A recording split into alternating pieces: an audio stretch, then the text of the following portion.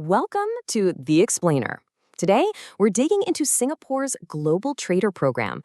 You could call it the secret weapon that helped turn a tiny island into a massive player in global commerce. So you gotta ask, how did they pull it off? How does a country with almost no natural resources of its own become the world's go-to spot for trading commodities? Well, it definitely wasn't luck. It was a really carefully crafted, long-term plan. And it all started with a goal that was both super clear and honestly pretty audacious. And it was decades in the making. The goal? To become the undisputed international hub for physical trading. Yeah, and this wasn't some idea they just had overnight. It was a strategic evolution. The whole thing started kind of small back in '89, just focusing on oil traders. But once they saw how well that worked, they expanded it a year later. Then, in 2001, they combined everything into the much more powerful Global Trader Program, or GTP, which, as you can see, is still going strong. Okay, so what is this powerful program that grew out of those earlier ideas? Let's break down the master plan. The main point is simple, but it's really potent. Convince the world's biggest trading companies to use Singapore as their home base. We're talking about their massive offshore trading operations. And by offshore, all we mean is trades that happen outside a company's home country. The endgame is to make Singapore the center for international physical trading. No question. Now, it's super important we get what physical trading means here. This isn't just about shuffling numbers around on a screen. No, this is about deals where actual physical stuff is supposed to get delivered.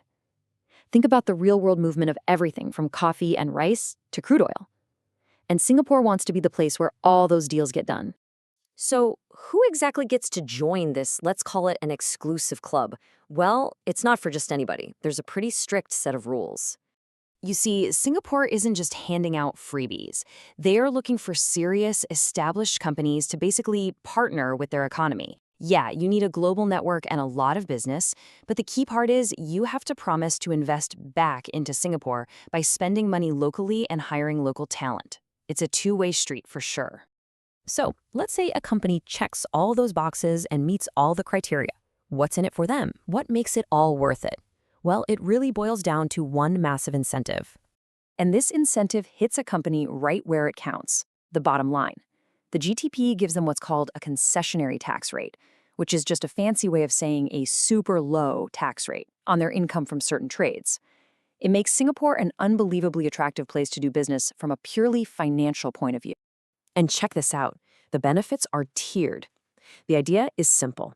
The more you commit to Singapore's economy, the better your deal gets. So Tier 1 companies, the ones that meet the toughest requirements, get a jaw-droppingly low tax rate of just 5% for 5 years. But even at the other tiers, a 10% rate is a huge magnet for business. And get this, the program isn't just sitting still, it's always changing to stay competitive. In fact, just this year, in February 2024, Singapore went ahead and added a new 15% tier. That's a really clear sign that they're actively tweaking the program to stay ahead of the curve in a changing global tax world. This is also a great example of how Singapore uses this program almost like a surgical tool, a scalpel, to strategically target and grow specific, high-value markets. Take liquefied natural gas, or LNG. They've made it extra sweet for LNG traders by giving all of them that top-tier 5% tax rate on those specific trades. It doesn't even matter what their overall company tier is. Okay, so let's zoom back out for a second. What does having all these major trading companies setting up shop actually do for Singapore itself?